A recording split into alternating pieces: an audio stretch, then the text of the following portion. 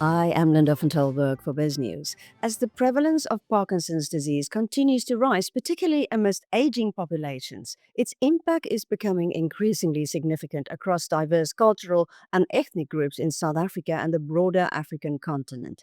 A key player in supporting those affected by this condition is the nonprofit organization Parkinson's ZA.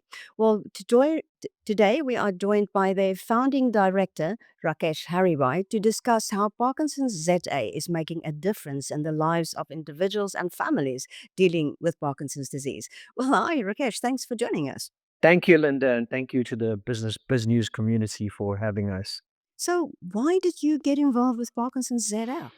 So, Linda, my association with the disease is my mum had Parkinson's.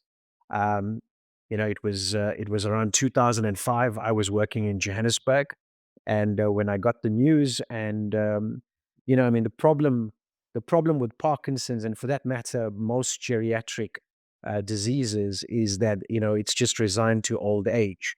So my mum basically had the disease without much support, and it becomes an incredibly sort of lonely journey for those people, family members, carers, friends that are around people diagnosed with Parkinson's.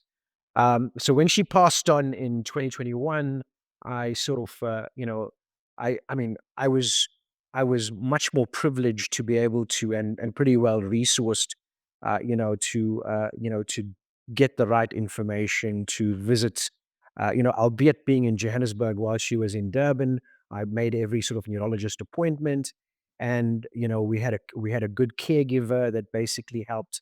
And so from that perspective, when she passed on, I thought, well, this is something we can actually give back to the community, and to try to establish a big enough support ecosystem for people with Parkinson's, starting with just normal support, something that's available in most sort of first world countries. Yeah, so it's because of this backstory that you started it. And how did it get off the ground? Is it now only been going for a couple of years? Yeah, so I mean, interestingly, I mean, one of the benefits of COVID is the world became smaller. And if you're starting to establish a non-profit, there's no issues with competition, so everyone's very willing to help you. And so I started really with Parkinson's Europe, Parkinson's UK, then went on to the Parkinson's Foundation in the US, and of course the US has many sort of non-profits dealing with Parkinson's disease. And through that journey, I was actually introduced to the Parkinson's Disease and Movement Disorder Society in India. I recognized that what we needed was, a rudimentary type of solution, something, and obviously a jurisdiction that has a parallel healthcare system like South Africa. And of course, with India having, much like South Africa, a very broken public healthcare system. I reached out to a lady by the name of Maria Barreto, who runs the Parkinson's Disease and Movement Disorder Society in India, and they've established and developed an evidence-based program, about 20 years ago, and they spread this program across 60 centers in India since their establishment. And this program incorporates physiotherapy, occupational therapy, speech therapy, but dumbed down to the extent that you don't need someone with scrubs to to teach this program. I mean, effectively, we teach people how to become more independent in terms of personal hygiene, in terms of their mobility, getting in and out of a bed, getting in and out of a car. So our objective is really to make people as independent, people with Parkinson's, and of course, their carers and their family members,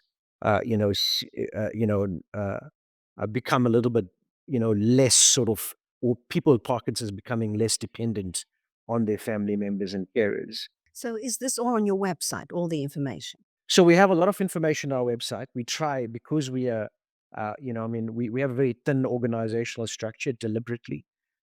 because we're reliant on the community largely for donations.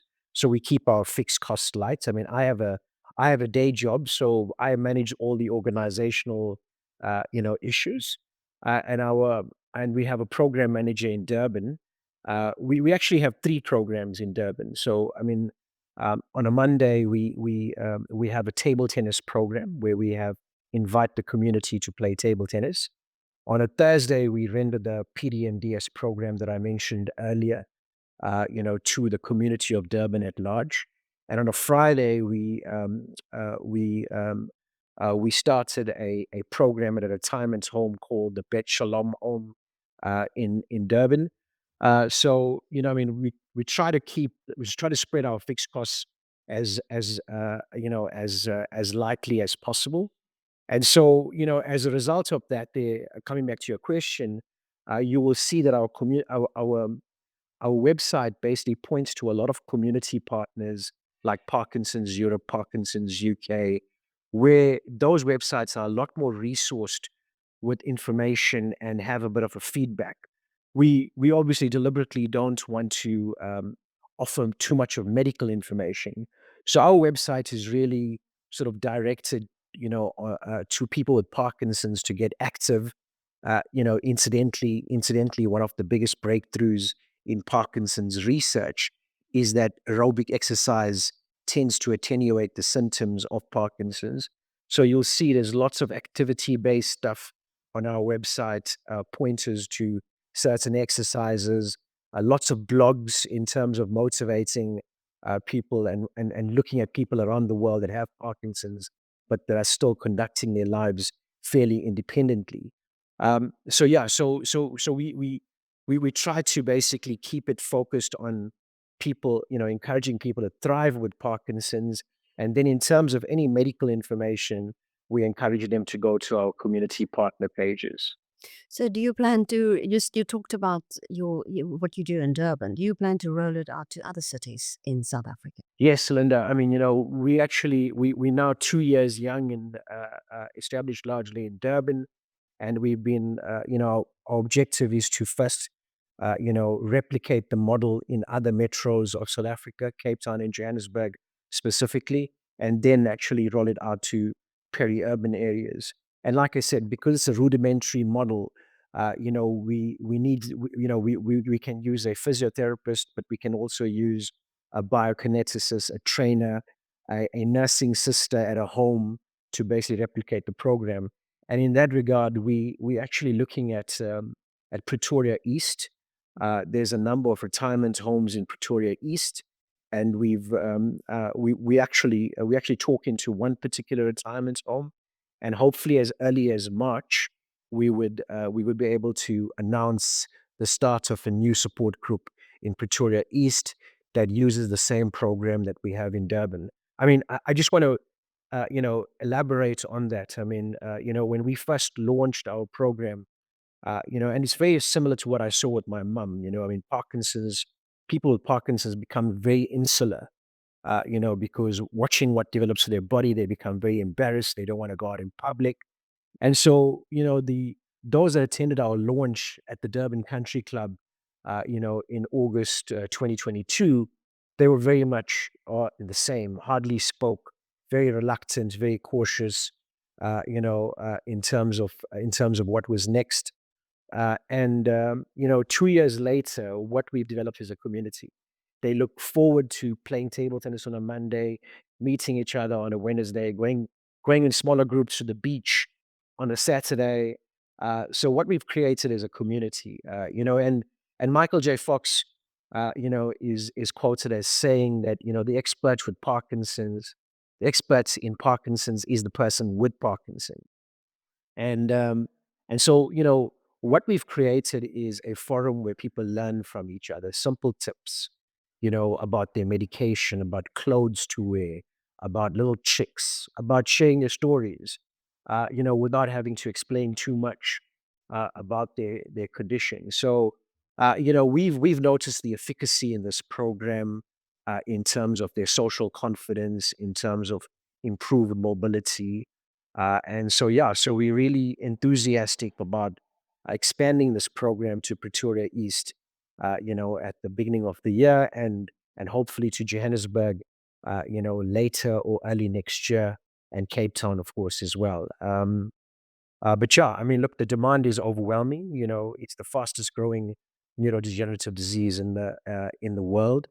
And so from that perspective, I personally sort of man our sort of our contact email address. And, I mean, if we could do more, we will. But of course, I mean, we want to grow sustainably and, cognizant that we are living in a country with lots of social and, competing social priorities. So, raising funds from the community is paramount to our growth. You mentioned Michael J. Fox, so it's so important that a celebrity like that, talks about this. I mean, he was even on at a Coldplay concert playing a guitar. Are there people like that in South Africa that can carry the torch for Parkinson's and to say that there's might be another way of living with this? Look, Linda, I'm sure there is, but I mean, we need more and more people to actually come out. I mean, most people in South Africa still talk about Michael J. Fox, Muhammad Ali, but still nobody has someone South African that they can actually relate to.